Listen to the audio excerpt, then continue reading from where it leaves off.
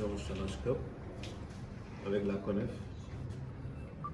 Je voudrais d'abord remercier le président de la CONEF et la CONEF de m'avoir choisi comme parrain de cette édition, la deuxième édition de Challenge Club. Un parrainage que j'accepte avec beaucoup de dévotion, beaucoup de passion, avec beaucoup de plaisir, parce que au-delà de ma casquette de DTN, je suis un Sénégalais, un technicien, un entraîneur, qui a commencé à jouer au football comme ces jeunes que vous avez, dans les rues, dans les quartiers, pour devenir effectivement un footballeur et avoir une licence dans un club. Et je pense que si on porte le choix sur votre personne à travers une activité qui concerne aujourd'hui nos enfants, je pense que vous ne pouvez que être heureux, mais également aussi bien l'apprécier. Et c'est pourquoi vraiment je vous remercie, Alpha, et tous les membres du bureau, et bien sûr tous les éducateurs qui travaillent avec vous. Vous l'avez dit, la CONEF, on l'a mis en place, c'est juste pour organiser, pour structurer une partie du football que nous jugeons importante dans la stratégie de développement du football sénégalais. Je crois qu'aujourd'hui, on ne peut pas devenir footballeur sans passer par le BABA. Je crois que le football, c'est comme l'école. On commence en 6e, CI, on monte en CP, n'est-ce pas? Et ensuite, on monte, on va au collège, on va au lycée, on va à l'université. C'est la même chose. Au football, il y a l'initiation, il y a la préfo, la formation et la post-formation. Mais avant d'être post-formation ou formation ou préfo, forcément il faut que ce soit l'initiation. Et tout se passe là-bas. Tout se passe là-bas. Pourquoi je dis tout se passe là-bas? C'est qu'aujourd'hui, moi dans ma vision du développement du football, j'ai compris très tôt que avant de parler de l'élite, il faut parler de la masse d'abord. Là où peut-être l'élite surgit, parce que l'élite sort à partir d'une masse.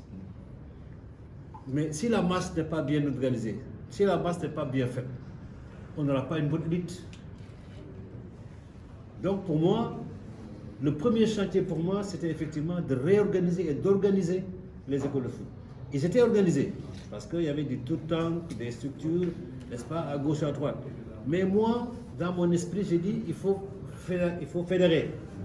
Il faut arriver à sorte que toutes les écoles de football se trouvent dans cette structure et qu'on puisse harmoniser nos positions, nos conceptions de travail, n'est-ce pas, et permettre à nos jeunes d'être pris en charge très tôt. Parce que ce qui est dramatique, c'est qu'en fait, on agit sur un jeune alors qu'on n'a pas véritablement les outils pour le faire. On n'a pas les connaissances techniques pour le faire. On n'a pas les connaissances tactiques pour le faire.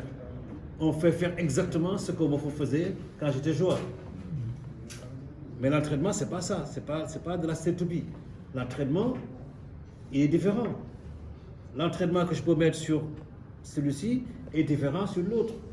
C'est pas parce que simplement j'étais joueur ou j'aime le football que forcément je peux entraîner des jeunes pour leur permettre de progresser. Et c'est pourquoi, donc, pour moi, la première chose d'abord, c'est qu'il faut les organiser. Et c'est ainsi que, et cette organisation, elle n'est pas partie de moi-même d'ailleurs, parce que Amsatou, qui était DTN, en son temps, l'avait commencé. Et quand j'étais nommé DTN, j'ai discuté avec lui, j'ai dit que moi, c'est un chantier pour lequel il faut que je le reprenne. On a fait une première réunion avec les écoles de foot. La deuxième réunion devait effectivement arriver à la constitution de la structure, n'est-ce pas? Mais malheureusement, comme il a expliqué, il y a eu des incompréhensions. Mais j'ai demandé à ce que la réunion continue, en dehors de la structure de la fédération, mais par rapport à vous-même. Et je pense que vous pouvez échanger et discuter, et peut-être trouver un moyen de pouvoir vous organiser et fédérer toutes les écoles de football.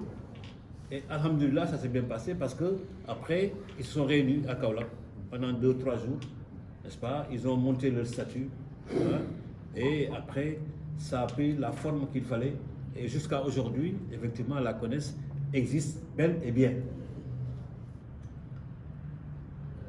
Et pour nous de TN, ce qu'on devait faire, c'est en fait, c'est assurer la formation de ceux qui interviennent au niveau des écoles de foot. Parce que ça, c'était une priorité. On ne peut pas aujourd'hui avoir un football d'élite si ceux qui interviennent au niveau des jeunes n'ont pas la capacité et également aussi de pouvoir bien les former. Parce qu'un enfant, ceux qui viennent sur eux en début, c'est eux qui le transforment en bien ou en mal. Et si c'est en mal, ça continue comme ça pour lui, malheureusement. Le rectifier, ça va être difficile. Donc, il faut qu'on fasse tout pour au moins, sur les 100% des jeunes qu'on a, qu'on arrive au moins à gérer les 70% pour bien les former. Et pour ça, il faut former des éducateurs. C'est pourquoi, je ne sais pas si vous regardez, depuis 5 ans, on a beaucoup investi sur la licence D. Beaucoup. Aujourd'hui, on est presque 2000 licenciés D. Mais surtout ceux qui sont au niveau des écoles de foot. Parce que nous estimons que c'est là-bas où il faut mettre effectivement le truc. Quand les gens m'ont parlé de la licence A, je me disais que je ne suis pas encore dans ça.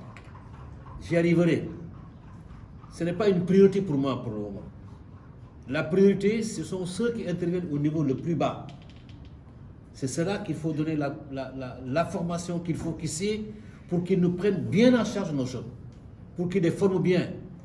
Et je pense qu'aujourd'hui, sur les résultats que nous obtenons aujourd'hui, parce que ce sont ces jeunes qu'on vous prend, qui sont dans les académies, dans les clubs et partout, et qui sont répertoriés au niveau des sélections nationales et qui donnent les résultats aujourd'hui qu'on a. Mais ça a commencé par vous d'abord. Si vous n'étiez pas capable de bien les former, ils ne seraient pas aujourd'hui ce qu'ils sont aujourd'hui. Et on serait incapable aujourd'hui de monter des équipes nationales capables de gagner. Donc, c'était la priorité, la formation des éducateurs des écoles de football. Mais on ne peut pas le faire de manière éparse. Il faut qu'on ait une porte d'entrée. Et la seule porte d'entrée, c'est la CONEF. Et nous allons continuer à le faire. J'ai demandé à Alpha de me faire les besoins encore de formation au niveau des éducateurs. Et nous allons encore continuer à organiser des licences D pour que tout le monde puisse effectivement au moins quand même avoir la capacité d'avoir les connaissances, n'est-ce pas, essentielles, requises pour être un bon entraîneur, pour être un bon éducateur. Et aujourd'hui, la CONEF constitue pour nous, pour la fédération, une partie importante du football, comme le navetan, comme le futsal, comme l'UASU, comme le corpo. Ce sont des parties du football importantes parce qu'en fait, chacune de ces parties a une génération, a également une catégorie de personnes qui... Je disais à Amadou Kane l'autre dernier que l'importance du navetan, c'est qu'aujourd'hui, le championnat de U17 est difficile à organiser au Sénégal parce que nos jeunes ne veulent pas avoir l'état civil très tôt. Ce qui fait que les clubs ont la difficulté d'avoir des cadets. Et pourtant, ça existe. Et comme que la fédération, pour jouer le championnat cadet U17, il faut la carte d'identité nationale pour avoir la licence. Donc, vous comprenez aujourd'hui que beaucoup de jeunes aujourd'hui ne veulent pas faire la carte d'identité pour effectivement éviter de... Et ça, c'est une question qui est là, qu'il faut trouver une solution. Mais je dis pas, par contre, heureusement que vous êtes là, parce que tous ces jeunes qui ne jouent pas dans les clubs jouent le navetan, au moins. Parce qu'en fait, là, il n'y a pas la restriction de la carte d'identité pour avoir la licence de navetan. Au moins, ça, je pense que c'est quand même... C'est pourquoi j'ai dit, toutes les parties sont importantes aujourd'hui. Que ce soit le navetan, la CONEF, n'est-ce pas, que ce soit également le corpo, que ce soit également aussi le futsal. Hein, ce sont des parties qui sont importantes pour le football. Mais encore une fois, je pense que plus important encore, moi, c'est cela qui démarre avec ceux qui deviennent demain les footballeurs de demain. Cela sont importants. C'est pourquoi le choix porté sur ma personne, c'est le choix qui est porté sur l'ensemble des éducateurs, sur l'ensemble des entraîneurs, sur l'ensemble de la fédération. Le président de la fédération, Augustin Senghor, c'est le premier défenseur de la CONEF, de la structure. Même si, quelquefois, peut-être que il y a quelques difficultés, mais liées simplement à l'incompréhension peut-être. Mais je pense que le séminaire qu'on a organisé il y a 2 semaines à Sali, avec la présence de Alpha, on a pu s'expliquer et on va aller vers un séminaire pour régler toutes ces questions et arrondir tous les angles, n'est-ce pas, pour que la CONEF puisse faire effectivement son travail, n'est-ce pas, qui s'y est. Préparer la convention avec la fédération, préparer également aussi pour structurer, parce qu'il nous faut également aussi quand même donner un statut aux écoles de football. C'est important. C'est très très important. Parce que la tranche d'âge que vous avez, 12, 13, 14, 15 ans, c'est la tranche d'âge la plus importante du footballeur. Parce qu'à 12 ans, c'est l'âge d'or. Tout ce qu'on veut faire sur l'enfant, c'est à partir de cet âge qu'il faut le faire. Si on le rate, c'est fini. C'est pourquoi je dis aujourd'hui, nos résultats-là ne sont pas des résultats par hasard. Non, ce sont des résultats qui sont obtenus par un projet de développement clair, soutenu par effectivement une expertise locale, et ça également c'est important, mais également aussi par des éducateurs formés à la base qui prennent en charge nos jeunes et qui nous donnent effectivement toutes les attitudes pour être de bons footballeurs.